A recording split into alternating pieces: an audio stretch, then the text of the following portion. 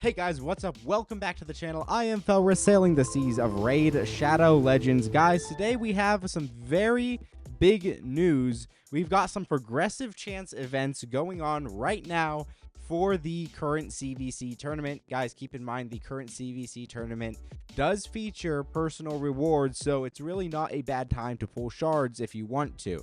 Guys, Plarium has announced that this Tuesday, that's today, June 1st, they are launching a progressive chance event, giving you at least 15 times chances to summon the champions of your choice from the selected pool from Ancient, Primal, Sacred, and Void Shards. Now, we've got a couple very interesting legendaries here. We've got Newt, Lady Kimi, Lysandra, Esme the Dancer, and Armand's the Magnificent on day one. Now, everybody, you should know that there is a fusion about to come up for a Void legendary champion. You want to know a secret? You can get Corrado for free, as well as Fane, Ugo, and Vergus right now. Here's exactly how to do it. Log out of Plarium Play and uninstall. Use the link in the description below to start a brand new Raid Shadow Legends account. Log in, complete the tutorial, and you'll find Corrado Fox Hunter in your inbox afterwards. As you level up, you'll also get Fane, Ugo, and Vergus. So don't wait. Use that link and start a brand new account right now. So them offering to us Newt is almost definitely bait, right? It's almost definitely bait to get your shards for the fusion. So here we go. Let's take a look at Newt, my guy. Let's see what he has to offer. His A1 attacks one enemy 3 times, books to 100% chance of placing a freeze on each hit, which is great. Then he's got the AoE Fury of the King with a 100% chance booked of decrease attack and weaken with a counter attack on him for 2 turns. Then he's got his Blessed Bash, which is the move that he is famous for. Attacks one enemy 3 times. Each hit decreases the target's defense by 3%, stacks up to 3%. Each hit also heals this champion by 30% of the damage dealt based on enemy max HP, so you've got a 30% max HP damage doc right there. Then his passive, no holding back when counterattacking, deals 100% of damage instead of 75%. Guys, he's mostly useful for this A1 triple hit, 100% chance to freeze, and this 3-time hitter enemy max HP champion. This champion is someone who I really want on my account, so we may be pulling. If we do, that video will be out tomorrow. He would be awesome. Huge game changer for me. One champ that I definitely need to get into the end game. So guys, Newt is definitely an option as well. All right, so we're going back. We've got Lady Kimi. Now, Lady Kimi is a champion that I actually have, and I do highly recommend her. I highly recommend Lady Kimi. She is a Shadowkin legendary champion, and she's a really cool champ because every skill she has can decrease turn meter in some way. So her A1 attacks one enemy, then attacks the enemy with the highest turn meter with a 50 books to 60% chance of decreasing the target's turn meter by 15%. Very solid. Put her with Evil Eye for Arena. You've got something great there. Something great there. Her A2 attacks all enemies with decreased accuracy and decreased speed, 100% chance, fully booked with a 3-turn cooldown. Then has a 100% chance fully booked of decreasing each target's turn meter by 15%. That's going to be boosted with her passive. Her A3 removes 1 random buff from each enemy, then has a 75 books to 100% chance of placing block buffs for 2 turns on enemies who have buffs removed. Kind of unfortunate that it's only on enemies who have buffs removed, but it's still a very solid skill. Also fills the turn meters of all allies by 15% and places a 50% increased accuracy buff and a 30% increased speed buff on all allies for 2 turns. And her passive makes her shine a lot. Whenever she places a debuff on an enemy, also decreases that enemy's turn meter by 5% for each debuff placed. And then whenever an ally receives a debuff, fills their turn meter by 5% for each debuff received. So here, instead of doing a 15% turn meter reduction, she's actually going to be doing a 25% turn meter reduction, assuming both the decreased accuracy and decreased speed land. And on her A3, she is going to be doing turn meter reduction with the block buffs. It's really good for stripping Stone Skin because it can also be used to boost your team. And she's got the fastest base speed in the game. Don't know that you can see it, probably behind me, but she has a 115 base speed. And then speed and Doom Tower battles by 30% is a great aura as well. I quite like Lady Kimi. I think she's very, very solid. Definitely worth pulling for, but not worth pulling for over a Newt. All right.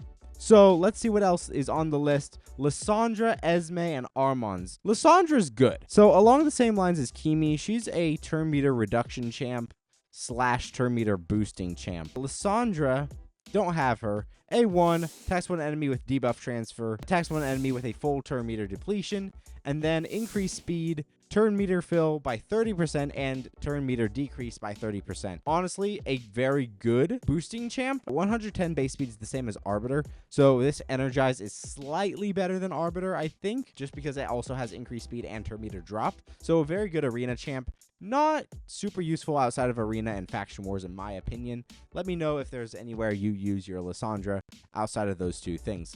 Esme the Dancer is a barbarian. She was a fusion in the past. I think she's absolutely fantastic, but she's not Newt by any stretch.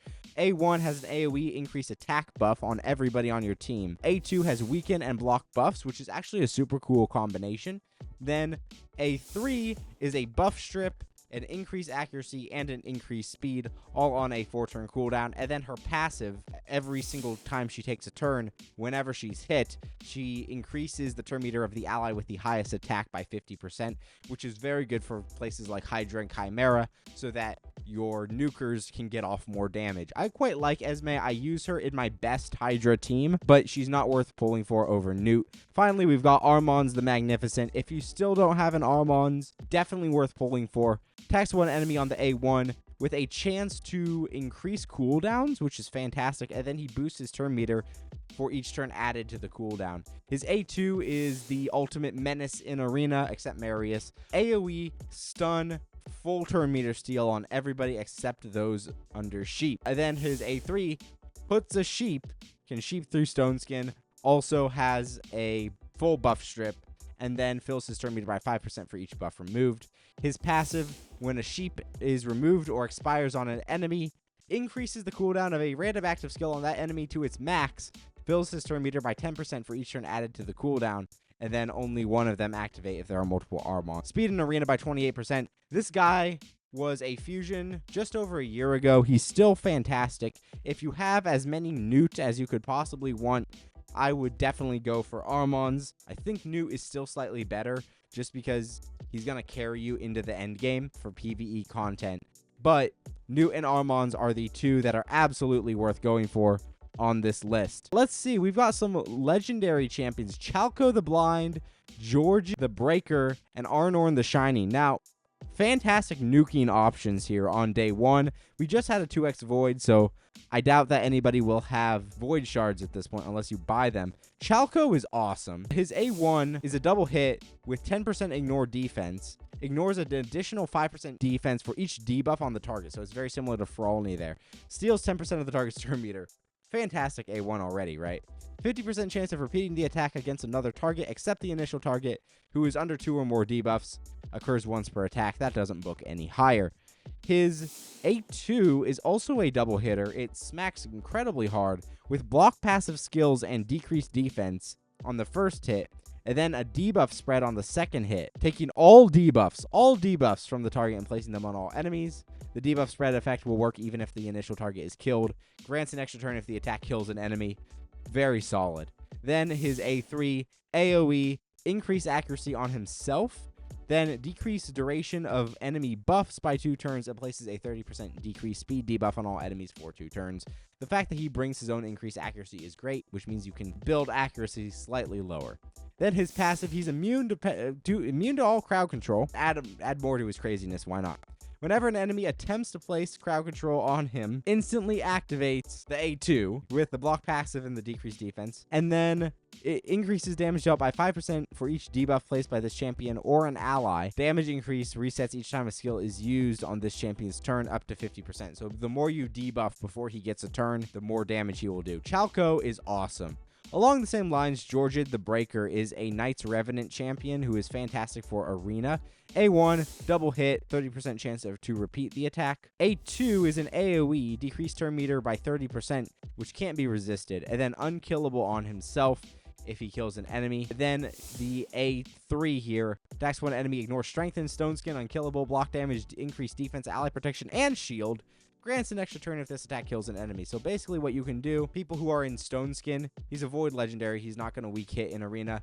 You go up against someone in Stone Skin, you kill their squishiest champion, and then March of Tin to absolutely demolish everybody. His passive, 50% chance for this champion to ignore 50% of the target's defense from each hit placed by this champion's skill. So he's got built-in Helm Smasher. So Georgid is a fantastic arena nuking option and a fantastic Faction Wars nuking option as well. Guys, we also had, what is it? Arnorn the Shining. Arnorn is another fantastic arena Faction Wars champion. He's got a more insane version of Leo's passive. So his A1 is a double hit. Damage increases by 5% for each buff. Each has a 35% chance of placing a stun. His A2 is also a double hit on a single target. Damage inflicted by this skill increases by 10% for each 10% HP this champion has lost. Fantastic. If the target is under 2 or more buffs, will also ignore 35% of the target's defense. Awesome. Grants an extra turn if this attack kills an enemy. Awesome. The A3 attacks all enemies, ignores increased defense, strengthen, and shield. This attack kills at least one enemy, decreases the turn meters of all enemies by 50%, which can't be resisted. Now, I will say this A3 has a slightly worse multiplier, but this A2 is fantastic. The A1 is fantastic. The A3 can smack as well. It's just not as good of a multiplier. The passive, Golden King, 4-turn cooldown, increases the champion's attack by 5% for each active buff on the enemy team, up to 100%, so he's just gonna smack, basically. Active effect, prevents the champion's death and keeps them alive on 1 HP when hit by a fatal hit. Places a stone skin buff on them for 1 turn, then instantly activates the Wrath of Hrothgleim skill, that's the A3. This will not place the Wrath of Hrothgleim skill on cooldown. There are multiple champions on the team with this skill. This effect will only activate once. So basically, whenever he's killed, he's going to absolutely nuke the enemy team. Arnorn is a menace. He's awesome. I want him. Probably, in my opinion, the best of the 3. I don't know. They're all amazing options. They're all amazing options. All right, day number 2. Day 2 on Flarium here. Let's see here. Progressive Chance event, second day of CVC. Admiral Black Tusk, Grand Oak Podrick, High Keeper Prisma, Mad Hatter, and Lana Theral. So, keeping with our theme of dwarves, Black Tusk is a faction unity champion for the dwarves. A1 has a chance of placing a stun. A2 has a full cleanse with an ally attack. The ally attack's on a 3-turn cooldown. So, very solid ally attack there. The A3 removes all buffs from a target and places a stun for 2 turns. Fills the champion's turn meter by 50%. Fills the champion's turn meter by an additional 10% for each buff removed by the target. Stun can't be resisted, and the buff removal can't be resisted if there's an ally. Resets the cooldown if an enemy is killed while under a stun placed by this champion. 3 faction allies. Allies deal double damage to targets under stun. Cool, kind of cool. And then his passive here, the Uniter of Dwarves, allies will counterattack whenever they lose 10% or more of their max HP from a single hit. He'd be really good with Frolny. If there are multiple champions on the team with this skill, only one will activate. Whenever an ally places crowd control, fills that champion's turn meter by 20%. With one dwarf. With 2, whenever an ally is attacked, has a 50% chance of placing decreased resistance and decreased speed. If the ally is under block damage, unkillable ally protection, or stone skin, chance increases to 100%. Kind of cool. And then 3 faction allies at the start of each round places a stone skin buff on all allies for 1 turn. There are multiple champions on the team with the skill. Only one will activate. Worth noting, the stone skin is significantly weaker than the buff we get from the gear. He's got a aura, increase ally accuracy in battles by 60%, and then increase ally speed in battles for dwarves by 15%. He's kind of a cool champion. I definitely think he's a bit underrated. If you want faction unity champs, he is the one that you pull for. All right, you also have Podrick and Prisma. Those are 2 personal favorites of mine. Podrick, A1 has a chance of reducing cooldowns. A2 is an ally attack on a 4-turn cooldown fully booked with continuous heal and restore max HP. Fantastic for Hydra.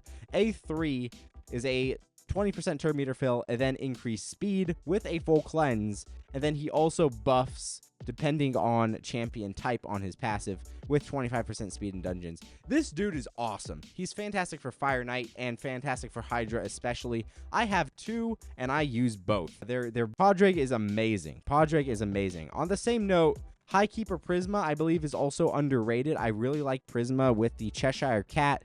A1 has a chance to stun, and then he has a debuff transfer, except for crowd control. So you can potentially use him in like Dragon Hard mode as well with his A1. His A2 is a single target buff strip, and then ally with the highest crit damage teams up and joins the attack, ignoring an extra 35% defense. If the enemy is killed by the ally joining this attack, activates an instant turn effect on the ally.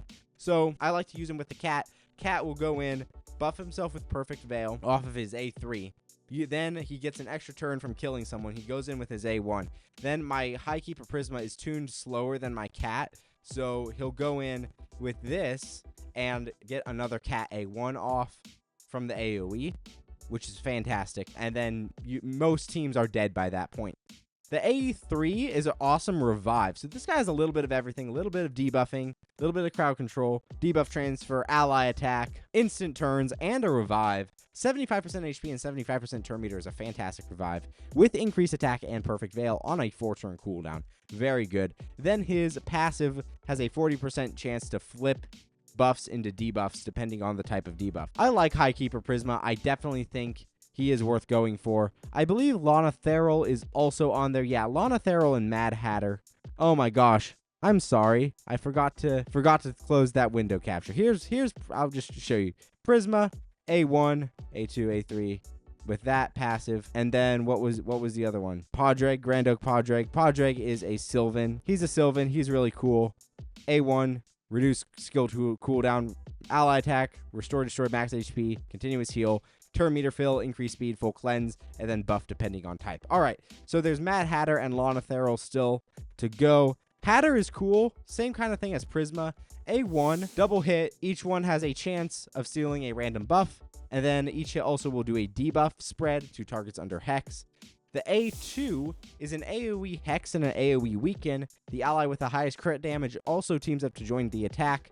Damage dealt by the ally joining the attack increases by 10% for each debuff on the target. He's got a increased buff duration, decreased debuff duration on your whole team with a 20% turn meter fill. And then every 10 turns taken by allies, he's got a 20% heal. Every 6 turns taken by enemies places a True Fear debuff on all enemies for 1 turn. Multiple champions on the team with the skill only one will activate. Very good for Chimera to get a True Fear debuff on the Ram form. Very good healing effect as well. So very good all-around support champion in Mad Hatter. Lana Theral, another high elf. Let's see. Where is Lana Theral? Lana Theral. A1 destroys target's max HP with a shield on the ally with the lowest HP. Then he's got an AoE with a shield on your entire team. If there are any dead allies, places a shield for 3 turns equal to 30% of his max HP. Cannot be removed, stolen. It's a protected shield, basically.